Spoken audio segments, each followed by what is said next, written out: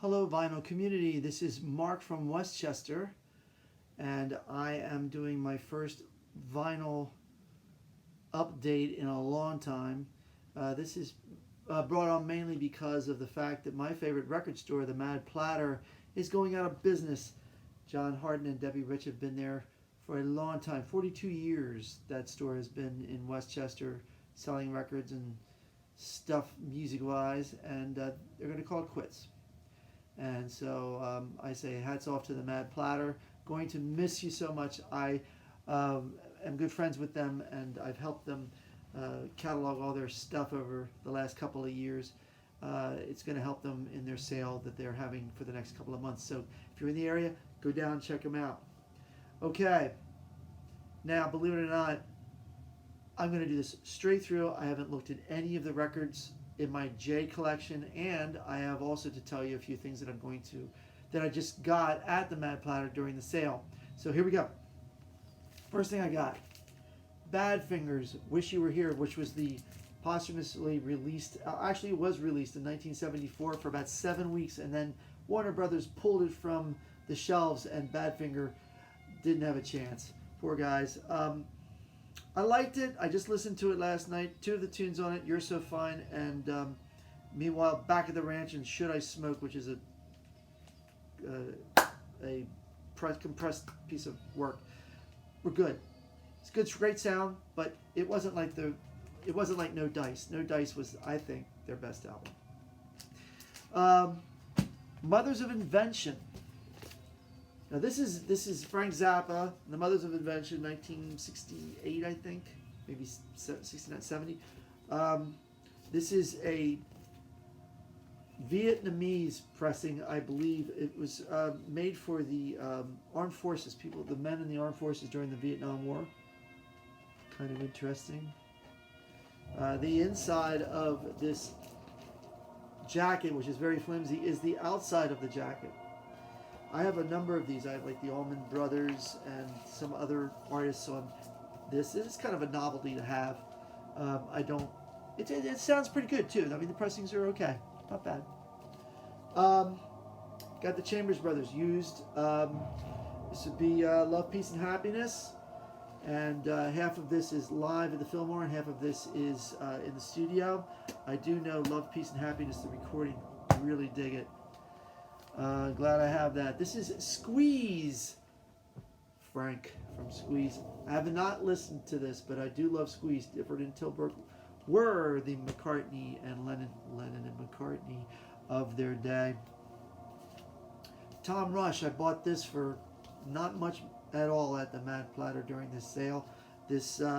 He was just in town not so long ago in Westchester at the new Uptown, and he's wonderful. Love Tom Rush.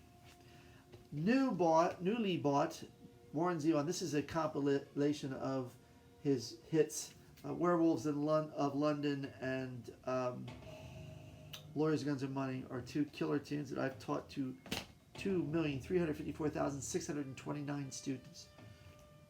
Maybe off a couple. Van Morrison's Moondance. This is unopened. I do love In the Mystic and Stoned Me. Moondance I could do without because I've heard it so many times. Okay, so now I'm going to get into my J's. My first one, I looked at this and I went, Jade Warrior. I know of Jade Warrior. I don't know what this thing sounds like. So what did I do? You're listening to it right now. The Echo Show with John DiLiberto. He loves Jade Warrior, and I believe I got that from him. I have a lot of Ahmad Jamal, so I'm just going to run through these Ahmad Jamal albums. He put out a ton of these. He's a pianist. Came out in the 60s. I only discovered him in the last few years, and I love his music. This was the first one I bought, All of You. Alhambra. Happy Moods.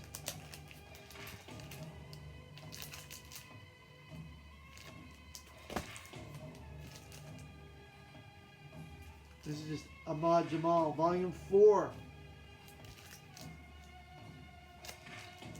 He has a trio that he plays with, and kind of like the Ramsey Lewis trio back in the day. Different styles though. He put a lot more space in his playing. This is Ahmad Jamal at the Pershing. This is a re-release. Volume 2 at the Pershing.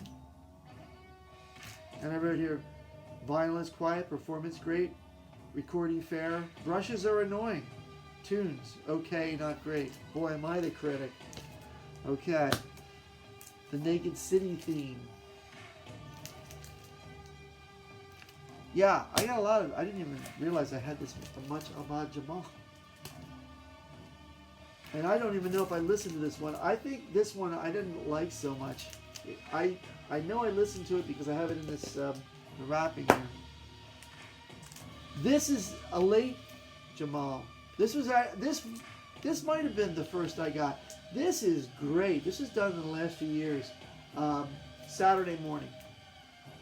Highly recommend this. Really, really good. Again, trio. Reginald Veal on double bass, Herlin Riley on drums, and Ahmad Jamal on piano. This is really nice. Highly recommended. Okay. Let's see now. I also have Mick Jagger's brother, Chris Jagger, which is the one that is the better of the two albums. I think this is the one. Maybe not. No, this is the lesser of the two albums. I thought these would be hard to find, but they're all over the place, these things. This is the one that has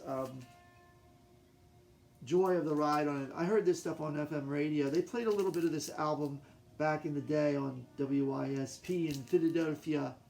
Joy of the Ride and Let Me Down Easy. They were the two songs. He has that sound of Mick Jagger. It's a little more English sounding, if that makes any sense.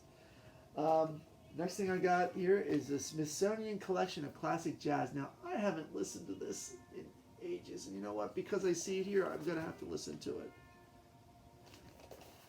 And now that I have my Sugar Cube SC1, which is a pop and click D-ticker, I can listen to that without worrying about the sounds being nasty. I have a bunch of Keith Jarrett albums. The Cone Concert, which everybody knows. There's a nice story about this. He was in a really bad mood that night. Didn't like the piano. Looked like it was going to be a bad night. It's one of the biggest recordings of jazz there is. ECM probably made a ton of money on that. This is Barkhand. I don't know this album too well. And I didn't save a recording of it. I record all the ones that I really like, and I believe I did like this one, Invocations from Keith Jarrett. Most of these are on ECM. Standards with Gary Peacock and Jack DeJohnette. Keith Jarrett tends to do some vocalizing during his recordings, which kind of drives me up the wall. You know, he goes and stuff, and you're like, dude, just want to hear your piano, you know what I mean? Stan Getz and Charlie Bird, Jazz Samba. I hadn't listened to this in a long time. There's so many albums I haven't heard in a while, and then I pull them out and I go, boy, I need to listen again. The James Gang, Joe Walsh's original band, Funk 49, and what's the other one on here? Oh, it's not on here. I remember a couple of tunes from them. I like the James Gang. Johnny Jenkins, Tantan Mukete, something like that. I like this. This is like a blues, funky blues album. It's on Capricorn Records of all record labels. This was a good album. I dug this. This was just out of the blue. I just found this and I'm like, he looks cool. Alright, now a bunch of Elton John albums. I like the early Elton John. Empty Sky. This is a repress of his first album. The song Empty Sky is a killer tune. And it came out on Philadelphia radio like years after he was famous. And I thought, oh man, he's getting back to the good stuff. And happened to be his first album, re-released. Rock of the Westies. This is a good album. I like Rock of the Westies, done at Caribou Studios, where Chicago recorded, and where the Wish You Were Here album from Badfinger was recorded. This is, I think, the first bigly released Elton John album. The first, that was like released nationally. Let's just say universally, earthwide. He had a great band too. But my favorite Elton John is Tumbleweed Connection. Every song on here is a killer. Every song. It's a great album to listen to all the way through. This is live. Doing a lot of stuff. It's on Tumbleweed Connection live. WABC Radio, November 17th, 1970. This is good because it's just a trio. And he really has to do his thing on the piano because he's not being filled up by a guitar player. Okay, I got some Billy Joel. And Billy Joel, I really like Billy Joel. I love his early stuff. I don't have Piano Man. I do have Summer Highland Falls, but it's not here. That was his first release. I have The Stranger. This was the last one that I liked, which has, Scenes from an Italian Restaurant. That's the one I like the best on here. Songs in the Attic, which were live, Billy Joel. Great stuff. And he re-recorded some stuff that he did on Summer Highland Falls, which was recorded fast. He sounded like a chipmunk on it. So he was very happy to put out some songs on here that were on that album, and he got to record them without sounding like he was a little boy. She's Got Away. Yeah, that was one of them.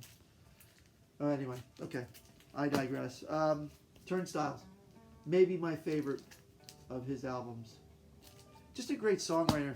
Incredible piano player. Street Life Serenade. Street Life Serenade. Getting down to the end here.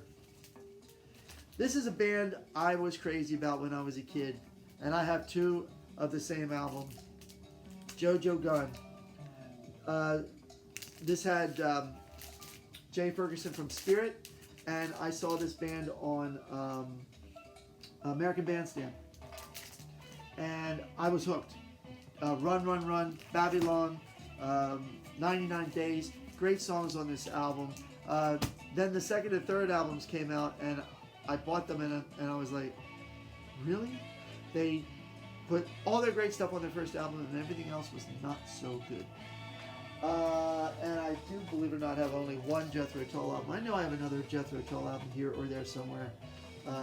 Living the Past. This is great guitar work on here. Years ago, a guitar student of mine brought in some Jethro Tull, and I went, oh my God, Jethro Tull. Then I listened to the guitar player, and I went, that's really good. Really good.